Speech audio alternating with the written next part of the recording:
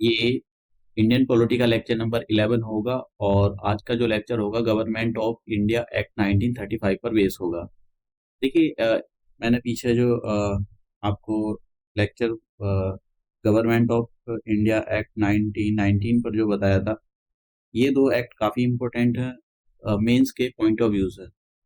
और हम इसके बाद में बस हमारे पास एक एक्ट बचेगा 1947। उसके बाद में हमारा ये जो एक्ट की सीरीज है ये खत्म हो जाएगी और फिर उसके बाद हम making of the constitution preamble ये सारी चीज़ें अच्छे से डिटेल से कवर करेंगे, क्योंकि इनको छोड़ नहीं सकते। ये जो एक्ट है इनसे क्वेश्चन आते ही आते हैं। जो छोड़ देता है ये चलो प्री भी निकालेगा, फिर मेंस में उसका सिलेक्शन होना मुश्किल हो जाएगा। तो अब बात करते हैं इस एक्ट के प्रोविजन क्या थे। देखिए इस एक्ट ने एक ऑल इंडिया फेडरेशन बनाने के लिए प्रोसीजर स्टार्ट किया। हालांकि ये federation all India federation establish नहीं हो पाया था। देखिए फेडरेशन का मतलब ये होता है जैसे आज का फेडरेशन है, तो एक साइड तो यूनियन है, यूनियन अपने जो भी उसके दायरे हैं उसमें अच्छे से काम करती है, लॉ बनाती है। और एक साइड यूनिट है, यूनिट का मतलब स्टेट होगी। तो ये स्टेट इनको अलग से पावर दी गई है। जो डेवोल्यूशन ऑफ द पावर हुआ है कॉन्स्टिट्यूशन से, वो ये अपने दायरे में अपने स्फीयर में अच्छे से काम करते हैं। तो ये क्या फेडरल, और ये एक ऐसा फेडरल है तो जैसा कमिंग टुगेदर मॉडल तो नहीं है हमारे यहाँ पर इंडिया के अंदर।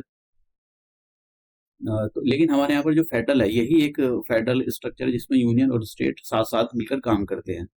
तो एक ऑल इंडिया फेडरेशन बनाने की यहाँ पर शुरुआत की हुई थी। हालांकि ये फेडरेशन स्टैब्लिश नहीं हो पाया था, क्योंकि फेडरेशन ऐसा था ये कि इसके अंदर ये बोला गया है कि जितने भी ब्रिटिश प्रोविंसेस हैं और प्रिंसिपल स्टेट हैं वे आएं और ज्वाइन करें इस फेडरेशन को। लेकिन इसमें इस फेडरेशन की जो शर्तें थी वो थोड़ी सी प्रिंसली स्टेट्स थी, उनको मतलब राज नहीं आ रही थी, तो इसलिए उन्होंने इस फेडरेशन को ज्वाइन नहीं किया था। तो ये फेडरेशन जो है इम्प्लीमेंट नहीं हो पाया था। बस आपको याद रखना कि इसके अंदर एक जो प्रोविजन था वो ऑल इंडिया फेडरेशन का प्रोविजन था। दूसरा मेन फीचर, देखिए डिवीजन ऑफ द पावर कर दिया इसमें सेंटर और द स्टेट के बीच में। सेंटर और स्टेट के बीच में मतलब ये हुआ कि सेंटर अपने दायरे में काम करेंगे, स्टेट अपने दायरे में काम करेंगे, और एक लिस्ट और बनाएगी जिसको हम जिसको बोला गया कॉन्करेंट लिस्ट। और ऐसे लॉ जो बच गए, ना जो सेंटर में आए, ना स्टेट में आए, ना फेडरल लिस्ट, ना कॉन्करेंट लिस्ट में आए, उनको रेसिड्यूरी पावर बोला जाएगा। और ऐसी रेसिड्यूरी पावर पर लॉ कौन बनाएगा? वाइसरॉय। तो इसमें यहाँ पर सेंटर और स्टेट के बीच में जो लॉ था, जो सब्जेक्ट्स थे उनको डिवाइड कर दिए गए। फेडरल के सब्जेक्ट को, जो यूनियन थी यूनियन के सब्जेक्ट को फेडरल लिस्ट बोला गया, और जो स्टेट थी स्टेट के जो सब्जेक्ट थे उसको प्रोविंशियल लिस्ट उसको बोला गया, और जो ऐसे सब्जेक्ट जो जिन पर दोनों लॉ बना सकते हैं उनको कॉन्करेंट लिस्ट बोला गया। और रेसिड्यूरी पावर का मतलब ये होता है कि ना तो वो सब्जेक्ट फेडरल में आते, ना प्रोविंसेस में आते, ना कंकरेंट में आते। ऐसे सब्जेक्ट पर कौन लॉ बनेगा? ऐसे सब्जेक्ट पर गवर्नर जनरल या फिर वाइसरॉय। एक ही बात होती थी, एक ही मेन चीज, मतलब एक ही बात थी, गवर्नर जनरल और वाइसरॉय। अब बात करते हैं introduction of the dyarchy at the centre level and the evolution at the level of the. देखिए ये हुआ था कि मैंने पिछले वाले एक्ट में बताया था 1919 एक्ट में ये हुआ था, गवर्नमेंट ऑफ इंडिया एक्ट 1919। इसमें जो स्टेट लेवल है, स्टेट लेवल पर डायरकी को इंट्रोड्यूस किया गया था, यानी गवर्नमेंट ऑफ द टू। तो ये जब साइमन कमीशन आया तो साइमन कमीशन में बोला गया भाई इसको आप, ये जो आपने स्टेट लेवल पर दो लोगों की सरकार बना रखी है इसको खत्म करो आप वहां पर, और इसको इम्प्लीमेंट करो सेंटर लेवल पर। तो यही उनकी बात मान ली गई और स्टेट लेवल पर जो डायरकी थी उसको खत्म कर दिया गया और सेंटर लेवल पर इसको इंट्रोड्यूस किया गया। तो सेंटर लेवल पर जो मैंने अभी पीछे आपको बताया कि सेंट्रल लेवल पर जो सेंटर के जो सब्जेक्ट थे उनको फेडरल लिस्ट में रखा गया था, और इस फेडरल लिस्ट को दो भाग में डिवाइड कर दिया गया, रिजर्व एंड ट्रांसफर सब्जेक्ट। तो रिजर्व सब्जेक्ट और ट्रांसफर सब्जेक्ट ये प्रोविजन भी हालांकि इंप्लीमेंट नहीं हो पाया था। तो यहाँ पर गवर्नर जनरल दोनों सब्जेक्ट को डोमिनेट करेंगे। तो आपसे अगर पूछा जाए कि किस एक्ट के अंदर स्टेट लेवल पर डायरकी को खत्म किया गया था और सेंट्रल लेवल पर डायरकी को इंट्रोड्यूस किया गया था। अब नेक्स्ट देखिए, बाई कैमरलिज्म 6 प्रोविंसेस के अंदर स्टैब्लिश किया गया है।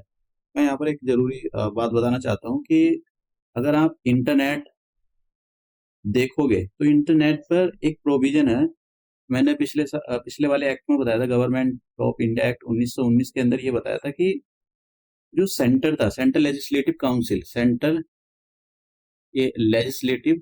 काउंसिल, तो इसको खत्म करके, इसको रिप्लेस करके अपर हाउस और लोअर हाउस बनाए गए थे। लोअर हाउस, अपर हाउस और लोअर हाउस।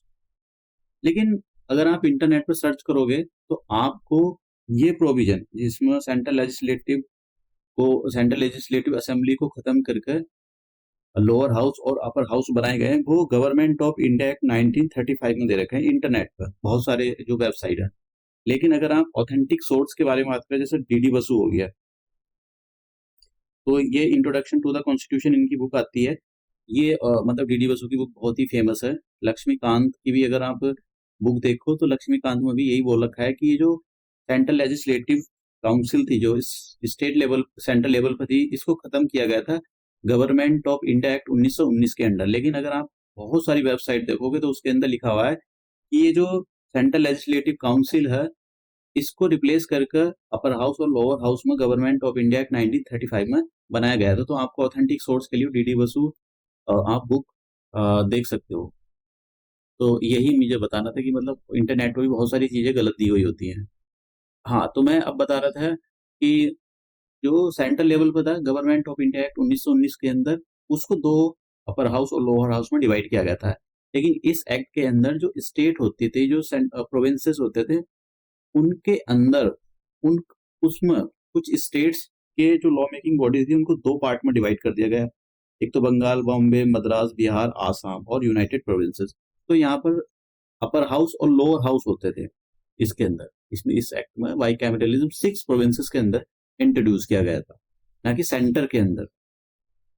अब बात करते हैं यहाँ पर इस एक्ट के अंदर रिजर्व बैंक ऑफ इंडिया बनाने का एक प्रोविजन था, और ये प्रोविजन इम्प्लीमेंट किया गया। फिर उसके बाद में एक फेडरल पब्लिक सर्विस कमीशन बनाया गया। और जो देखिए यूनियन लेवल पर आज क्या है, यूनियन लेवल पर आज यूपीएससी है। स्टेट लेवल पर क्या है, स्टेट लेवल पर पब्लिक सर्विस कमीशन है।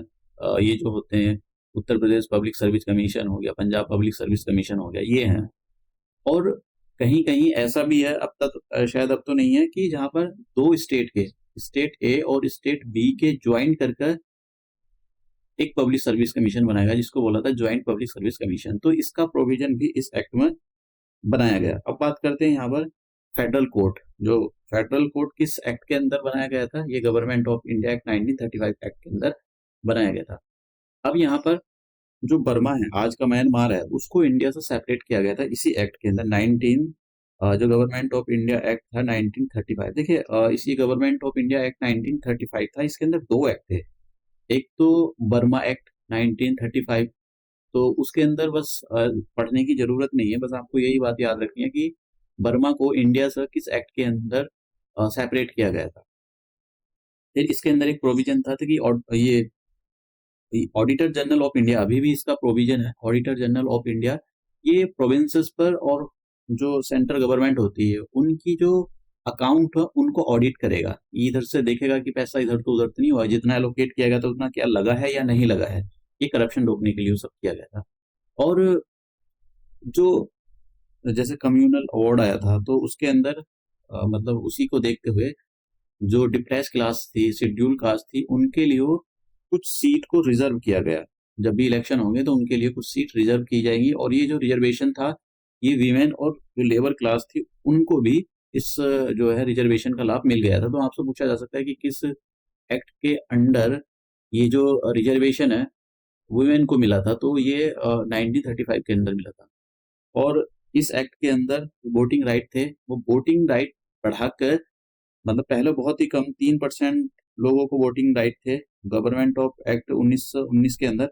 लेकिन यहाँ पर ये जो वोटिंग राइट थी, ये जितनी भी पॉपुलेशन थी, उस पॉपुलेशन के 14% को वोटिंग राइट दे दिए गए। हालांकि ये वोटिंग राइट भी मतलब सभी को नहीं दिए गए थे, आम जनता को नहीं गए थे। इसमें भी जो अमीर लोग होते थे, प्रॉपर्टी क्लास थी, और जो टैक्स रेवेन्यू देते थे, उन्हीं को ये वोटिंग राइट दिए गए थे।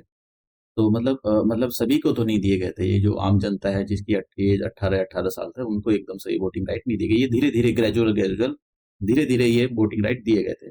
तो आज का जो लेक्चर था, ये प्रोविज़न आपसे पूछे जा सकते हैं, तो इनको याद रखना बहुत ज़रूरी है। अगर एग्ज़ाम कोई सा भी पीसीएस हो उसको पास करना है या यूपीएससी का एग्ज़ाम आपको ये पास करना है तो।